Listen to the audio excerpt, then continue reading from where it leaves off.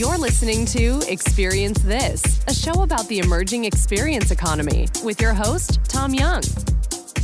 Hey, welcome to Experience This. This is Tom Young sitting here with Kiran Bajwa. Hey, how's it going? All right. Hey, so we talked on our last shows about some of these visits we were going to do to some of these flagship stores in New York on new business models that are really focused on delivering an experience around their product and service. And we're going to talk about 3 places that we went to yesterday and contrast them, talk about what was good and bad, what was interesting. We went to the Starbucks Roastery. We went to the Restoration Hardware flagship store in the old Spice Market down in the Meatpacking District. Yes. And the Samsung Experience store across from the Standard Hotel, right off the High Line. So, anyways, what were your thoughts, Karen? You've been there. You've been there a couple times. You're the ones who introduced it to us. Yeah, the Roastery's a big hit. Starbucks Reserve is where we started first. Yeah. I think the place is phenomenal. I actually want to riff a little bit on some of the details because they're worth noting. Yeah, go ahead. Talk about what. So when you walk in, I want to say it's 23,000 square feet. So I don't know what the square root of that is. I was about to say it's huge. 200 by 200. So it's probably, I mean, not that big, but 150 maybe. Yeah, it's massive. It was big. Yeah, so it's 3 floors, but they don't feel like actual floors. It's a split level. Split level. Yeah, that's the term. So the bar. So you walk in. First off, the details on the door. So they have. It's almost handmade leather, and it's more prominent on. There's a second set of doors on the side along. I think that's 15th Street. Yeah. So it's handmade leather, which is stitched. Phenomenal. You walk in, it's large heavy wooden doors. So it just feels luxurious. There's a fireplace that's running to your right-hand side. And from the minute that you walk in, you notice how your senses kind of get awakened. So there's visual senses, obviously, because they have this softly dim lighting, a little bit of orange popping out from some of the blocks on the ceiling. Your ears are awoken because they've got. Imagine you're listening to Penn Station, circa 1950. Right. The tracks or your track number or what train is arriving on flipping away. They've got that automated board happening on the left, and then the beans that are coming up from the roaster, fresh beans in these pipes, but they're just clinking all the way up. So, I mean, it's cool. You're on so many levels, plus the aroma. That's right. It's something. Yeah. Well, I walked in and we had just come from the Lexus place, Intersect. Intersect, yep. And you had made the comment when we left there, the staff should have been better versed in what their business model was, what they were trying to accomplish. And so the first thing I did when we walked in is I walked up to the first guy who greeted us, and I grilled him. Yes. Remember that? Yeah. So I was like, all right, what's the purpose of what's going on here? He had great answers to all of it. Yeah, very knowledgeable. I would describe it as a experiential cathedral to coffee. Yeah, so actually I've got an interesting quote here. So Liz Muller, she's the director of concept design for Starbucks. The way that she describes it is that it's a magical place where coffee comes to life. That's a pretty good description. Yeah, I think so. Right? Taking you on the journey of the coffee bean.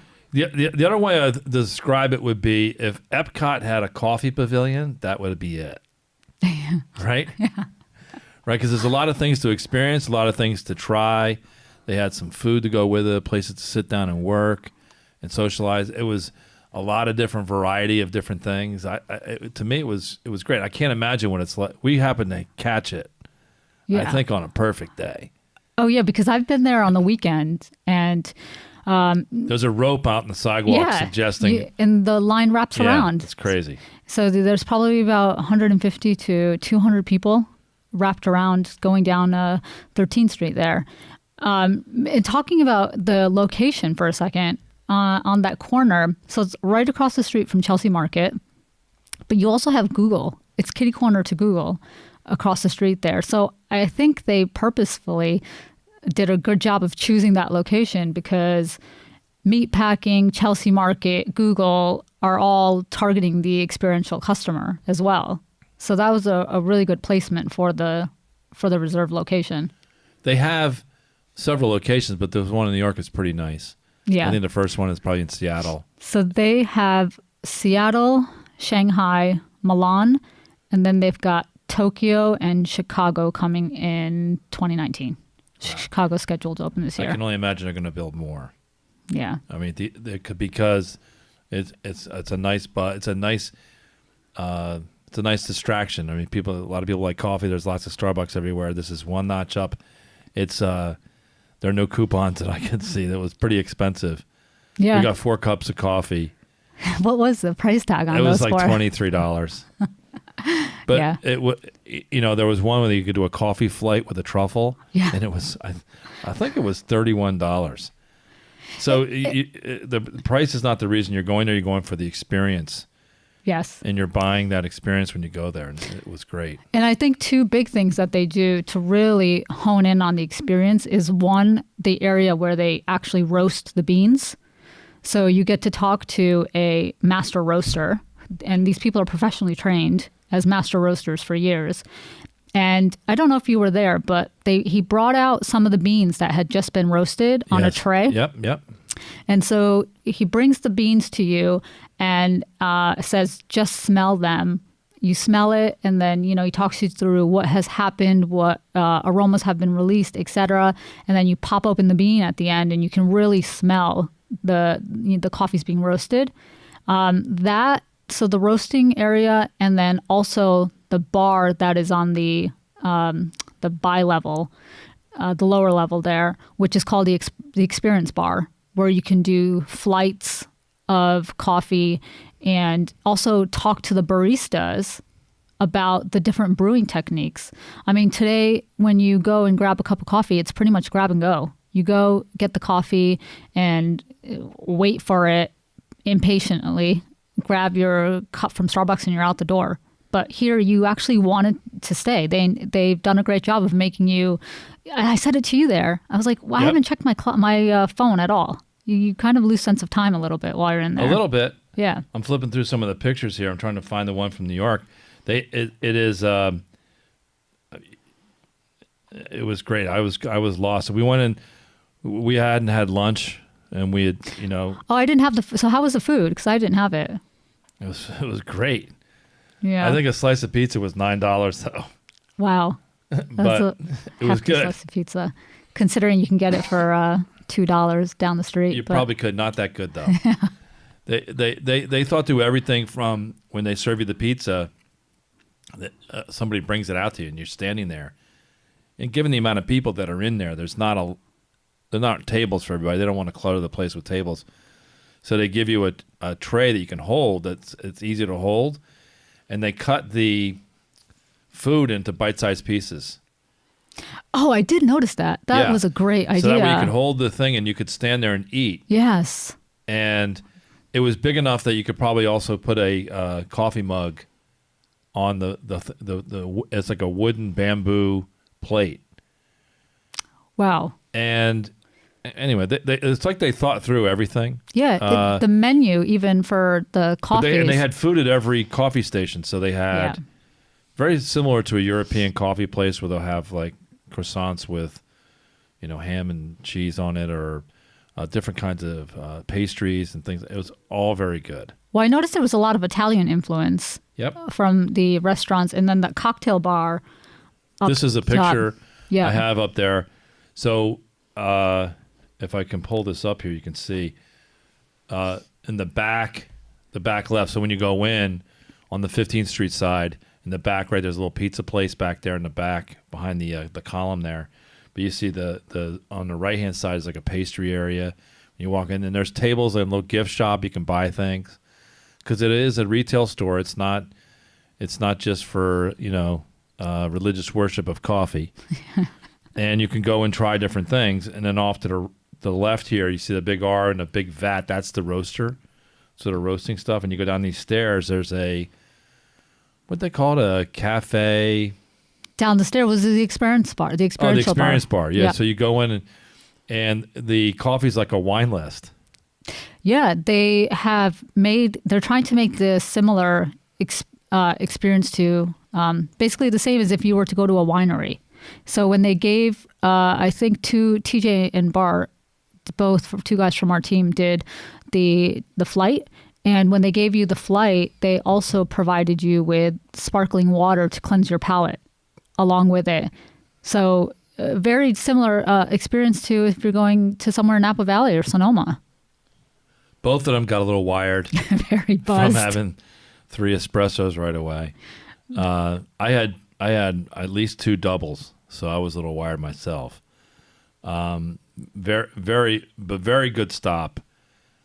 I highly encourage people, if they're in the Lower Manhattan meatpacking district area, to stop in there. I even make a trip of it. It's probably worth it. Yeah. If you can get there during the week, during the day, that's probably better than trying to sneak in on a weekend. I don't know that if it was elbow to elbow people and you're waiting in line, I'm not sure it would be the same experience. But what we had was great. Yeah, it was definitely worth it. It was enough people there that there was buzz, but not so much that you couldn't experience the place. And so I really liked it. It was great. So the interesting thing, though, I'm just thinking, typically when you think of coffee shops, you also think of it as a place where you can do work. I didn't know about the reserve, because if you go to a typical Starbucks, a lot of times you'll see people on their laptops. I'm not sure I saw that many people on their laptops there was some. at this one. When you go in by the fireplace off to the right, there were people sitting there on laptops. There were a few people, if you look on the picture there, by the base of the pole, there's some chairs. People were sitting there. At some level, the tables, again, I think this is something that they thought through. The tables don't encourage sitting with a laptop. They're not really designed that way. So while they don't prohibit it, it's not set up in the same way with tables and chairs at a Starbucks. It's a different model.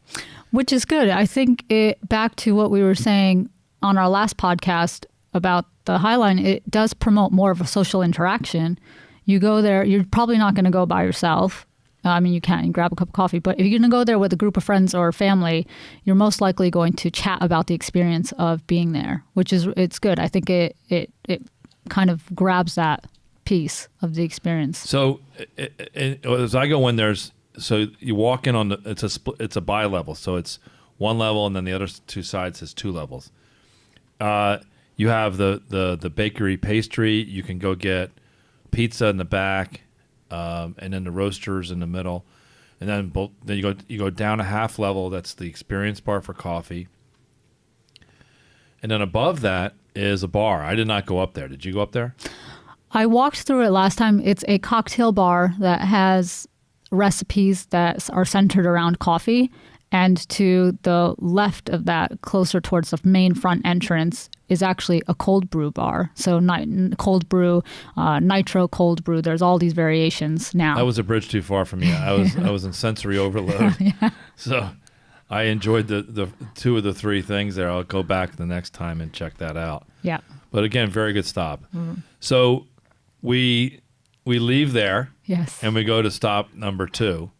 Although we'd stopped several other places. This is our official stop. We went with the team, and we went to Restoration Hardware, which is about a block away. And Restoration Hardware is in the old Spice Market. It used to be a big Indian restaurant that shuttered its doors maybe 2 years ago. Yeah, probably a little bit. Yeah, maybe. Yeah, but it was a pretty interesting Indian place. But anyways, in that building, mm-hmm. It's a 5-floor. Yes. Open center, and it was wraparounds for the 5 floors. Beautiful architecture. It was something. It's stunning. I mean, and they have a glass elevator in the middle, and so anyway, the Restoration Hardware. It's not a hardware store. Some people don't know what that is. If we have any listeners from Indiana, they'd be like, "What are you crazy New Yorkers doing?" Restoration Hardware is a high-end furniture company. Very high-end.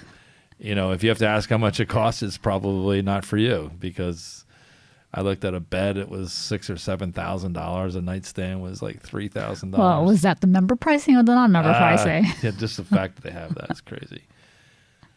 But So what they do is in this particular concept, you walk in, concierge desk. Yeah. So Jordan, who's our sound engineer, he made the comment contrasting with the Starbucks who was there. It was very helpful, very engaging. That this model was more aloof. That they weren't rude to us in any shape or form. I didn't get that, but they didn't engage with us at all. Yeah, so it could have been a couple of things. Maybe. You weren't wearing any gang colors, were you? No, not yesterday. I left them at home yesterday. But I think it could also be that they are changing their model from how. I mean, let's be real. When you go to a furniture shop, yeah, it can suck. It's probably about 30 seconds before you are pounced on by 7 or 8 different furniture associates asking if you want to buy.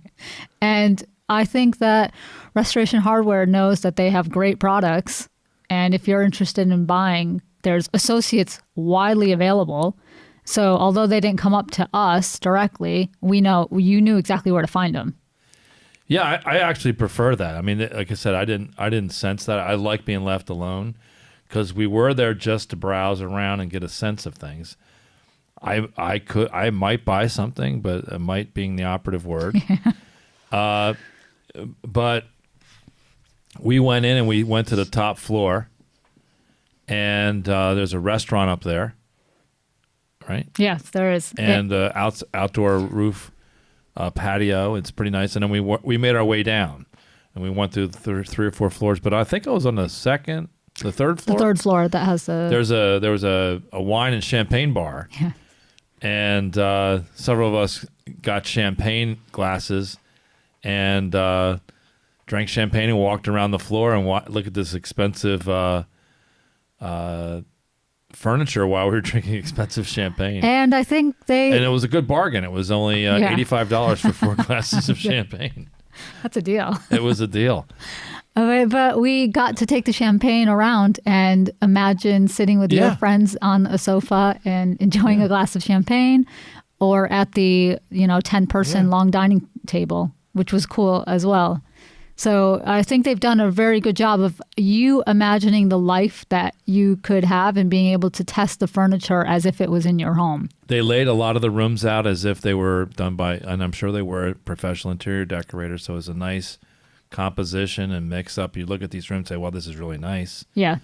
So there's no, it didn't feel like if you were going to buy something, you'd buy one thing, you'd buy ensembles of things, which really gets into, you mentioned you have someone who works there. They were working on a beach house where they had a $250,000 budget for furniture. Yeah, for a beach house. So casual. At some level, depending on the price of that beach house, that may be an incidental cost. It could be a big part of the cost. But you could spend some money there. Yeah, and the same thing as I was mentioning about Starbucks Reserve, it also comes down to the details, the way that they had the bedspreads laid out, the throws for the couches. There's a lot that goes into setting these rooms up and the finer details that really make a difference. So I skipped the lower level, which was the kids stuff. I wasn't remotely interested in that. But the one thing I would say, if I had any criticism of that, was that they didn't have any futuristic or alternative thinking of how furniture fits in a space. So it was all very commercial in the sense of these are the things we sell, as opposed to with all that space they had, they could say, this is a bedroom of the future, or this is a bedroom from the past, or this is the bedroom that King Louis had in the Palace of Versailles, or this is a new concept, using technology, just even things they might not sell. In the same way that the Intersect worked at Lexus, the Lexus car we saw in the lobby, you can't buy. Oh, right, yeah. It didn't exist. It's just a concept car. So I would just think that Restoration Hardware would show some concepts that would sort of help pique your thinking about where furniture is going. Now, there may be a reason why they didn't do that, but that would be the one criticism I have of that place. Yeah, I mean, I think that would be very cool for them to do because I think now the only technology that's visible is probably you engaging with them through digital, but nothing else that's, really innovative. Right. So I think those are some really good ideas. So then we leave there and we go to the Samsung Experience Store, which is across from the Standard Hotel at the end of the High Line. And again, another cool brand, Samsung. They make a lot of consumer electronics. And a different feel when you go in there. Yeah, completely different. More consumerish, but a lot of high-tech stuff. You walk in, and there's all kind of VR simulators, different things. Now, in order to walk in there, it's a little bit more of a commitment, I think, to register a device and walk around and actually almost tour it like a full facility. But I was equally impressed. It's different. It was different than the Reserve at Starbucks or Restoration Hardware, but it was also good. It's just different. Yeah, very different. But I think you have some of the stuff you have to wait in lines for, and the pre-registration process. It kind of takes away from being able to just where at Restoration Hardware and Reserve, you pretty much walk in and you're able to get into the experience really quickly. Whereas Samsung, I felt like you had to queue up to be able to experience. Yeah. So I think that's a harder concept for them because people are obviously familiar with some of their products and gadgets. They had a stadium when you walk in. I call it a stadium. It's very similar to a very small stadium, but it had a 60-foot screen. Yeah, and they host events. Oh, they also do. They actually do yoga on their rooftop in the summertime as well. Oh, yeah. I bet that's pretty interesting. Yeah. But they had a ski simulator. Some of our guys did. Mm-hmm. And they had a couple of things you could experience. They had a DJ playing in a booth. We walked in, and then you walk upstairs, and they had sort of the house of the future with an integration of Samsung products, talking about how it was integrated. It was pretty interesting. That was really neat, I think, because you actually took the journey of what our homes could look like, and a lot of the stuff. In that sense, it was the experience. It wasn't the experience of using a VR headset, which a lot of people just don't have. They don't know how to use it and set that up. And that is an experience. You could ride you could ride a virtual roller coaster, things like that. But the experience of walking into a house that they have concept layout in the second floor, and you can see how all their products integrate to create something. I thought that was pretty interesting. I thought that was really good, right. Especially since a lot of those are already available. Most of those products on the market. I'm looking. All the products I saw, they sell. They sell, right? Yeah, they sell them all. There was I didn't see any concept stuff there. I'm pretty sure anywhere I saw at Samsung, they all had everything they had is available. And I think she said that the sales associate was telling us that they are in the process of updating the rooms for 2019 products. So they do a good job of keeping up.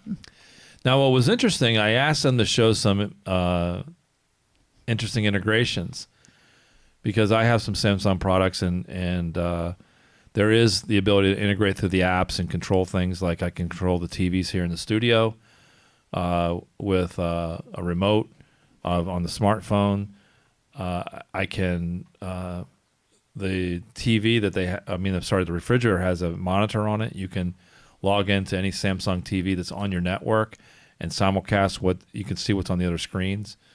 If you have the Ring doorbell, so when it rings, the picture shows up on the.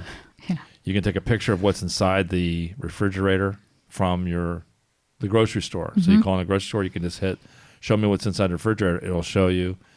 It'll in some cases date the stuff. That kind of stuff was pretty interesting.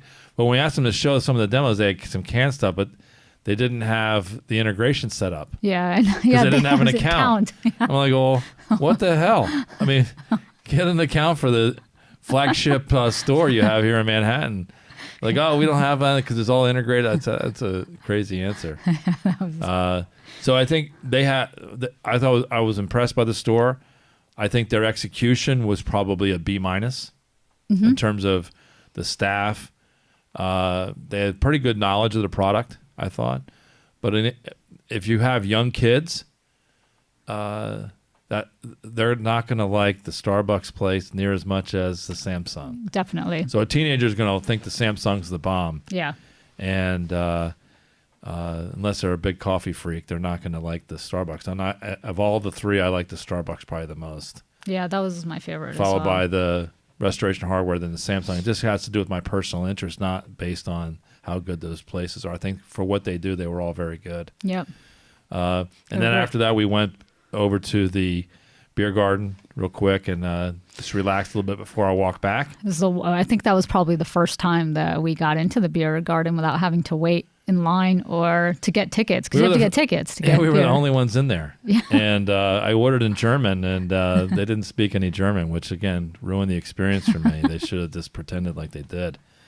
And we just had a couple of us had a quick beer before we walked back to Hudson Yards from there, which is another 20, 30-minute walk. So I haven't been to Germany, but was that on par with a beer garden? First off, does Germany have beer gardens, or is that a U.S. made-up thing? No, they do. Okay. Yeah, they do. And was that where we went yesterday? Was that? So beer gardens, as you think of it that way, in the way it's manifested there, is more of a southern Germany thing. Than they have them around Germany for sure, but I would say it's more dominant in the south. The benches that they had there that's authentic German benches that you get at a beer garden. Oh, great. As opposed to like Pilsner House in Hoboken, the benches are and the tables are more substantial. Yep. That was atypical from anything I saw in Germany. But the beer at the beer garden at the Standard onto the High Line, all authentic German beer, German glasses. They did not take they were not as strict on the pour. So if you notice on a German beer glass, you'll see a line that'll say 0.3 liters, 0.5 liters, or 1 liter. There's a line on there. It's a Bavarian beer law that if they advertise it's a half liter, they have to pour to that line. Oh, wow. And right. it's all kind of, figured leave it to the Germans to have rules about pouring beer.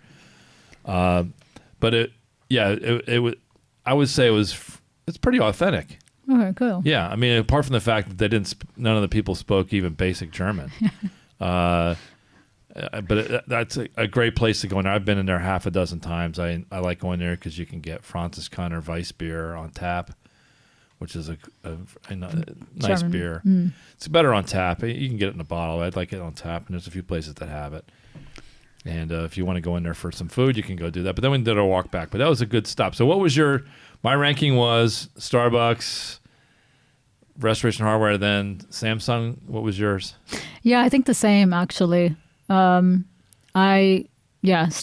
definitely. I think it was just exploded all the senses. Yeah. Restoration Hardware, I think visually and just the overall feel. I mean, you kind of just feel richer when you walk in. Yeah. And then Samsung was also good, but I'd probably put that in my third. Yeah. So, but we're also now seeing what's next. Yeah, and one of the things I was noticing amongst all of them, so I feel like the first wave of some of this experience stuff we saw coffee shops, except for, let's take Starbucks Reserve out of it, but we at Intersect, Restoration Hardware, and the Samsung store, all of them had coffee shops inside the locations. So I think bringing coffee shops in and creating that social element inside the retail or inside these locations was step one. But I think now what we're seeing also now is step two of really getting into the true customer experience. A reason to go. I mean, if you buy a Lexus, once you buy one, you're not in the market for another one for a couple of years probably. So they want to create a reason why you might go more episodically than every other few years. Yeah. And so it's very interesting. But we're gonna look for some other emerging business opportunities where experiences, whether by effect or by design, we're going to focus on the design elements of experience, how that is changing the nature of retail design So I'm going to be going to the National Retail Federation convention in New York on Monday at the Jacob Javits Center, and I'm going to start to see what they're talking about at that convention. It's the largest retail convention in the country, and we'll get the sense of seeing that. And then after I get back from that, we'll have another conversation about some of the emerging things. Yeah, it'll be interesting to see if any of them are talking about this. Absolutely. Yeah. So any other parting comments? No, that's it. That was a good day. Yeah, very fun. Very fun. A lot of fun yesterday. Definitely really good. Okay, great. Thanks. We'll see you. See ya. Bye. Hey, this is Kiran Bajwa. Thanks for checking out the show today. If you like what you heard, head on over to our website, rumjog.com. If you happen to be in the New York or New Jersey area, come check out our meetup called Digital Disruption. We cover topics like you heard today with a live audience. Lastly, don't forget to follow us on social media using the handle @rumjog. Talk to you soon.